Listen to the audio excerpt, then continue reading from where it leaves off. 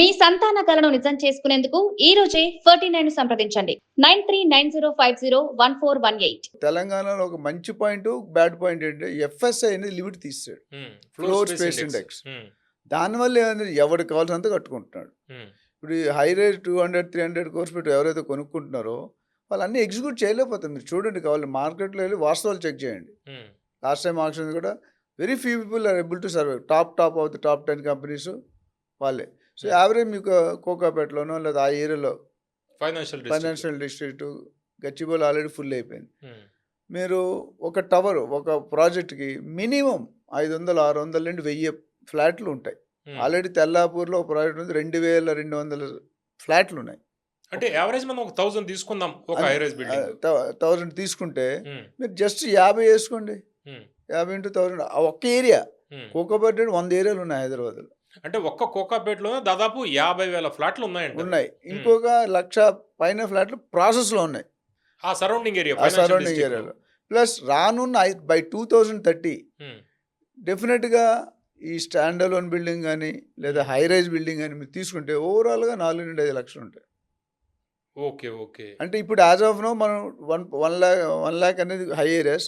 మిగతా stand alone బిల్డింగ్లు ఉన్నాయి కదా, దాంట్లో 5 ఫ్లోర్ మినిమం ఉంటుంది కదా స్టాండ్ అలోన్. 5 నుండి 10 ఫ్లోర్ ఉన్నాయి. సో మనం వర్స్ట్గా మనం 25 ఫ్లాట్లు తీసుకుందాం ఒక స్టాండ్ అలోన్ బిల్డింగ్. 5 ఫ్లోర్లు 5 ఉంటాయి.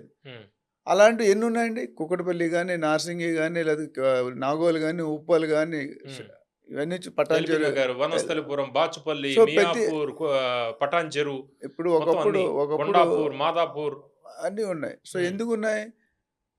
ఫస్ట్ వాళ్ళు కట్టినప్పుడు ఒక విధంగా ఉంది మార్కెట్. ఇప్పుడున్న గవర్నమెంట్ ఏదైనా రియల్ ఎస్టేట్ పెరిగింది అంటే బేభత్సంగా నిజాయితీ చెప్పాలంటే 2014 to 2024 బాగా హైప్ వచ్చింది కేసీఆర్ గారి టైంలో. అయితే అక్కడ అందరూ హ్యాపీ ఉండే, బిల్డర్స్, రియల్టర్స్, బయ్యర్స్, ఇన్వెస్టర్స్. కానీ ఇప్పుడు వాస్తవానికి వెళ్ళలేదు. ఎందుకంటే ఈ 237 కోట్లు పర్ ఎకర్ ఉన్నది. ఇప్పుడు నెక్స్ట్ టైం ఆప్షన్ అయితే 300 కోట్లు వద్దు, రాసి పెట్టుకోండి మీరు. నెక్స్ట్ ఇయర్ ఎకరం 300 కోట్లు పెట్టి బిల్డర్ ఏం మిగిల్చుకుంటాడండి? Either he has to put a loophole, ఏదో బైపాస్ చేయాలి, లేదా he has to reduce his forward. అంటే రామేశ్వరరావు గారు, ఇందాక మీరు చెప్తుంది ఒక్క కోకాపేటలో దాదాపు 70,000 ఫ్లాట్లు, 50,000 నుంచి 70,000 ఫ్లాట్లు ఆల్రెడీ కట్టేసి ఉన్నాయి, ఫైనల్ స్టేజ్ లో ఉన్నాయి. అయితే ఫైనాన్షియల్ డిస్ట్రిక్ట్ ఏరియా మొత్తం కలిపితే దాదాపు 2 లక్షల ఫ్లాట్లు ఇప్పుడు, లేకపోతే ఒక 2-3 years లో కంప్లీట్ అయ్యి దాదాపు 2 లక్షల ఫ్లాట్లు అక్కడ ఉన్నాయి అమ్మకానికి నోచుకోకుండా. అంటే దానికి రీజన్స్ కూడా చాలా ఉన్నాయి. ఇప్పుడు అంటే మీరు చెప్తుంది ఫైనాన్షియల్ డిస్ట్రిక్ట్ అంటే 5 అంతస్తుల బిల్డింగ్లు కట్టేది. అంటే ఒక ఫ్లాట్ కి, ఒక ఫ్లోర్ కి ఒక 2 లేకపోతే 3, అంటే ఒక 5 అంతస్తుల్లో ఒక 20 ఫ్లాట్లు. అలాంటివి దాదాపు ఎన్ని ఉండొచ్చు అంటారు హైదరాబాద్ మొత్తం కలిపి? 100లో ఉంటాయి. కరెక్ట్ నంబర్ నా దగ్గర లేదు కానీ 100 బిల్డింగ్స్ ఉన్నాయి. ఎందుకంటే ప్రతి ఏరియా, ఒకప్పుడు మనం కోటికి ఎందుకు వెళ్ళాం, ఏదైనా షాపింగ్ కావాలంటే కోటికి వెళ్ళేవారు, ఎంటైర్ ఏపీ. ఆ బిట్స్లో గోల్డ్ కొనేవారు. ఇప్పుడు కోటికి ఎంతమంది వెళ్తున్నారండి? 90% నోబడి. నేను మొన్న వెళ్తే ఐ వాజ్ షాక్డ్. అసలు రోడ్డు మీద ట్రాఫిక్ లేదు. ఒకప్పుడు నడుచుకొని వెళ్ళాలని కూడా జాగా ఉండదు. అంటే what I'm saying is, satellite townships లాగా ఎలాగైతే అంటామో, ప్రతి గచ్చిబౌలి వాడు సికింద్రాబాద్ వెళ్ళాడు, సికింద్రాబాద్ వాళ్ళు కుషాగఢ్ వెళ్ళాడు, కుషాగఢ్ వాడు ఇక్కడ రాడు. అంటే మన దగ్గరలో విత్ ఇన్ 2-3-4 కిలోమీటర్స్ అన్నీ అవైలబుల్ ఉన్నాయి. బట్టలు, హోటల్స్, స్కూల్స్, కాలేజెస్ అన్నీ ఉన్నాయి. అంటే రామేశ్వరరావు గారు, మీరు చెప్తుంది ఒక్కొక్క ఏరియాలో కొన్ని వందలు, అంటే హైదరాబాద్ లో దాదాపు 2-3 వేల స్టాండ్ అలోన్ బిల్డింగ్స్ ఉండొచ్చు అంటారా? డెఫినెట్ గా ఉంటాయి. 2-3 వేలు చిన్న 5 నుండి 10 ఫ్లోర్లు తీసుకుంటే డెఫినెట్ గా ఉంటాయి. అంటే దాదాపు 6 లక్షల ఫ్లాట్లు, 5 lakhs చేసుకుంటారు. 5 lakhs. ఇక్కడ చెప్తుందేమో మీరు ఫైనాన్షియల్ డిస్ట్రిక్ట్ లో ఒక 2 లక్షలు, అంటే ఇక్కడ 5 లక్షలు, దాదాపు 7 లక్షల ఫ్లాట్లు అమ్మకానికి ఇప్పుడు. అంటే కన్స్ట్రక్షన్ అయిపోయి ఉన్నవి దాదాపు 7 లక్షల దాకా ఉండొచ్చు. కన్స్ట్రక్షన్ అయిపోయి ఉందండి, స్లైట్ కరెక్షన్. పైప్ లైన్ లో ఉండొచ్చు, పైప్ అంటే ఆల్రెడీ రెడీ ఉన్నవి, ఆల్రెడీ ప్రాసెస్ లో ఉన్నవి, ఆల్రెడీ హ్యాండ్ ఓవర్ రెడీగా ఉన్నవి, ఆల్రెడీ ప్లానింగ్ అప్రూవ్ అయినవి. ఇవన్నీ తీసుకుంటే 4-5 లక్షలు ఎక్కడికి పోదు. అంటే 4-5 లక్షల ఫ్లాట్స్ ఫ్లాట్లు హైదరాబాద్లో we're not talking high rise about villas, we're not about independent మాట్లాడలేదు. ఓన్లీ మనం high rise buildings, stand alone buildings, flats గురించి మనం మాట్లాడుతున్నాం. దాదాపు అక్రాస్ హైదరాబాద్, అక్రాస్ హైదరాబాద్, కేవలం హైదరాబాద్ మాత్రమే. హైదరాబాద్ హైదరాబాద్ చుట్టుపక్కల పరిసర అది. ప్రాంతాలు మొత్తం తెలంగాణ లేకపోతే ఏపీ మనం టచ్ చేయట్లేదు. కేవలం హైదరాబాద్ వరకు దాదాపు 4-5 లక్షల ఫ్లాట్లు ఖాళీగా ఉన్నాయి అనేది మీ అంచనా. అంతే. ఇప్పుడు మనం చెప్దాము అసలు దీనికి కారణాలు ఏంటి? అంటే ఎందుకు హై రైజ్‌లో దాదాపు 2 కోట్ల నుంచి 5 కోట్ల రూపాయలు ఉంటుంది ఒక ఫ్లాటు. అవును. అవి ఎందుకు ఖాళీగా ఉంటున్నాయి? స్టాండ్ అలోన్ అంటే దాదాపు సింగిల్ బెడ్‌రూమ్ అనేది చాలా తగ్గిపోయాయి. ఇప్పుడంతా 2 బీహెచ్‌కే, 3 బీహెచ్‌కే 2 వెళ్తున్నారు. బెడ్స్ కూడా చాలా 3, ఆ! 4 బెడ్రూమ్. ఇవి ఉండేది మనకి 40 లక్షల నుంచి, అంటే కింద లెవెల్‌లో మనం చూస్తుంటే లోయర్ ఇన్‌కమ్ గ్రూప్‌కి 35-40 లాక్స్, 60 లాక్స్ నుంచి 80 లాక్స్ దాకా 2 బీహెచ్‌కే ఉంటుంది. 3 బీహెచ్‌కే అనేది 80 దగ్గర నుంచి 1 క్రోర్ అబోవ్ ఉంటుంది. అంటే ఇక్కడ హై రైజ్ బిల్డింగ్‌లో 2 కోట్ల నుంచి 5 కోట్లు, అక్కడ అమ్మకాలు జరగట్లేదు. స్టాండ్ అలోన్‌లో 35-40 లక్షల దగ్గర నుంచి 1 క్రోర్ అబోవ్, ఇవి ఇక్కడ కూడా నిలిచిపోయాయి. దీనికి కారణం ఏంటి మీ అంచనా? మెయిన్లీ జియో పొలిటికల్ కండిషన్ ఒకటి. ట్రంప్ గారు ప్రెసిడెంట్ అవుతారు, ఎన్ని మార్పులు చేస్తారో మీకు తెలుసు, నాకు హ్మ్. లే offs, birth tourism, tariff, taxation, హ్మ్. ఇరాన్ ఇజ్రాయెల్ వార్, ఇవన్నీ కూడా కర్ణుడి చావుకి 100 కారణం. హ్మ్. దీనికి కూడా ఒకళ్ళ కారణం కాదు. అండ్ గవర్నమెంట్ పాలసీస్, హ్మ్. Government procedures, affordability of a common man. హ్మ్. ఎక్కడ ఇప్పుడు 237 ఎకరాలు ఉంటే కనీసం స్క్వేర్ ఫీట్ 20,000 అమ్ముతాడు హ్మ్. మినిమం. కోకాపేట అంటే ఒక 2,000 స్క్వేర్ ఫీట్ తక్కువ అమ్మరు, చిన్న సైజులో వర్కౌట్ కాదు. సో 2,000 వేసుకుందాం మినిమం. 2,500, 300 ఎక్కువ. 2,500 నుండి 20,000 ఎంత అయింది? హ్మ్. 5 కోట్లు. హ్మ్. సరే 15,000 వేసుకోండి, అయినా 4 కోట్లు రఫ్గా. హ్మ్. సో మీరు ఎవరైనా ఒక 5 కోట్లు, జనరల్ సేయింగ్ ఏంటంటే ఎవడైనా 10 కోట్లు ఇల్లుకుంటే వాడి దగ్గర 100 కోట్లు ఉండాలి. యాక్చువల్ పాత రోజుల్లో 100 కోట్లు ఉన్నాడు 10 కోట్లు 20 కోట్లు కొనగలడు. హ్మ్. 10 కోట్లు ఉన్నాడు 10 కోట్లు ఎప్పుడు కొండు. హ్మ్. మన రియాలిటీ మాట అది హైబ్రిడ్ ఫిగర్. రియాలిటీ ఏంటంటే మీరు అన్నట్టు ఒక 5 కోట్లు, 4 కోట్లు తీసుకుందాం. 4 కోట్లు ఫ్లాట్ కొనాలంటే మీరు 25% మీరు కట్టాలి. హ్మ్. అంటే ₹1 కోటి కడతారు. మిగతా 3 కోట్లు ఎక్కండి, లోన్కి వెళ్ళాలి. హ్మ్. Nobody wants to put their own money. ప్రాజెక్టులు వస్తాయా రావా, కంప్లీట్ అవుతాయా, పర్మిషన్ వస్తుందా, ఓసీ వస్తుందా, ఇవన్నీ అనేక సార్లు మనం మాట్లాడాం. సో 3 కోట్లు యావరేజ్. ఇప్పుడు 2 కోట్లు తీసుకుంది, ఇంకా మినిమం వాల్యూ మధ్య తరగతి. 2 కోట్లకి 25% సార్ 1,50,00,000. ఈఎంఐ పెట్టుకుంటే 1,25,000, 1,30,000 వస్తుంది. హ్మ్. అవునా? అగ్రీ? హ్మ్. సో 1,50,000 ఈఎంఐ కట్టాలంటే సంవత్సరానికి అంతా 18 లక్షలు. హ్మ్. శాలరీ ఎంత రావాలి వాడికి? కనీసం 60 లక్షలు రావాలి, హ్మ్. 50 లక్షలు రావాలి.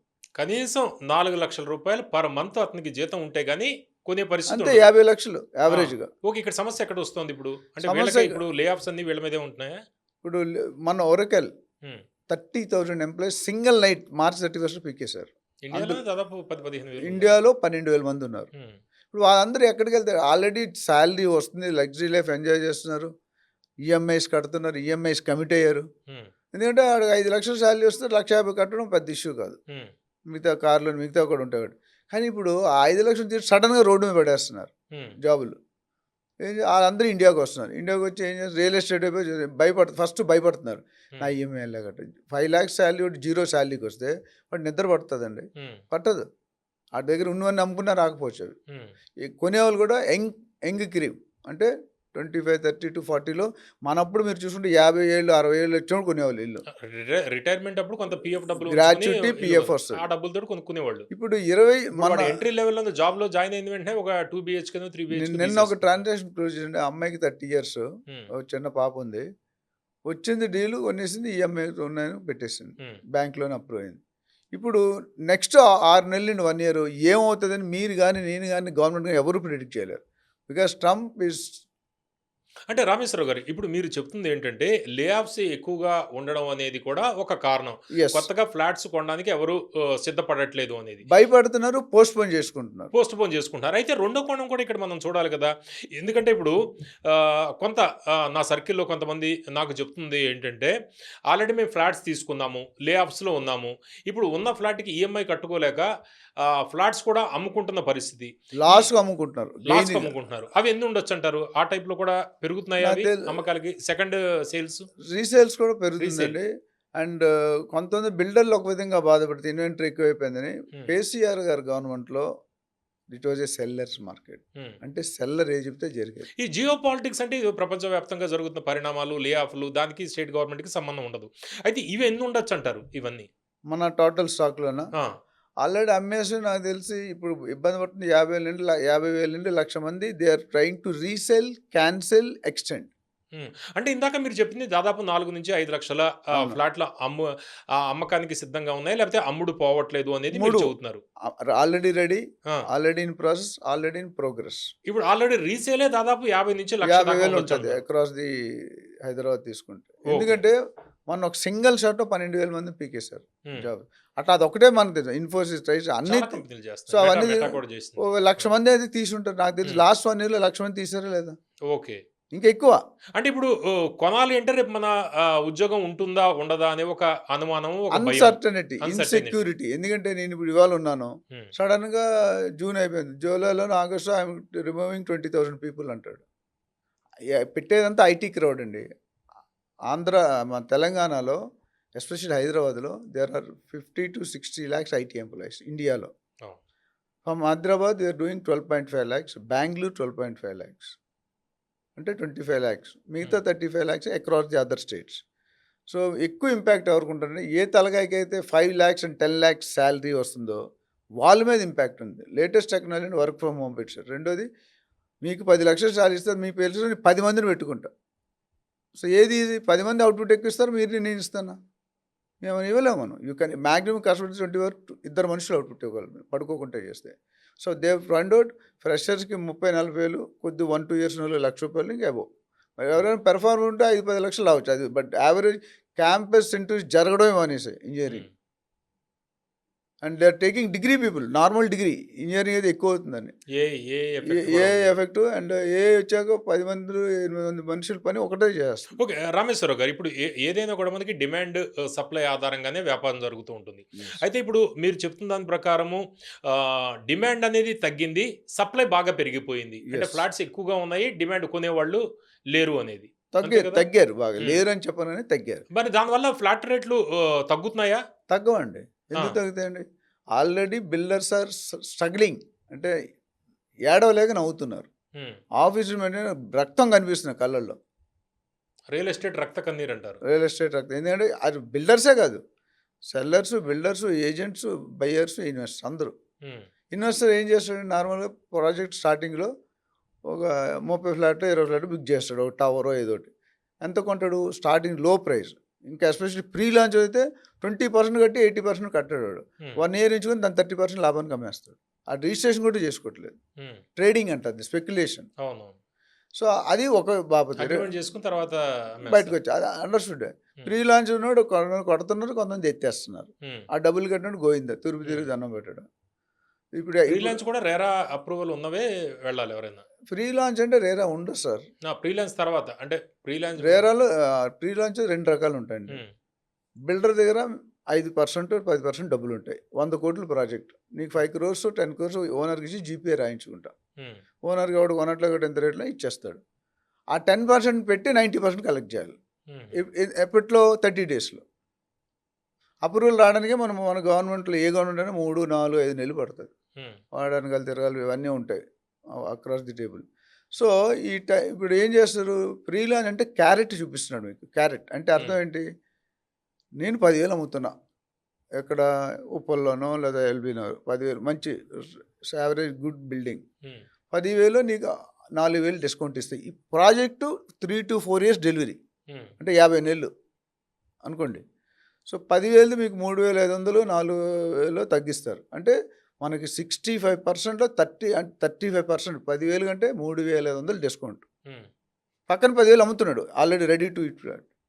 ఇప్పుడు ఏమవుతుంది? 6,500కి క్లియర్గా చెప్తాడు, నా దగ్గర అప్రూవల్స్ లేవు, రావడానికి 3 నెలలు 6 నెలలు 1 year. అందుకని నేను రిస్క్ తీసుకొని మీకు 3,500 తగ్గించి, కానీ కండిషన్ అంటే 90% మీరు ఇప్పుడు కట్టాలి 30 daysలో. అంటే ఎంత కడతారు?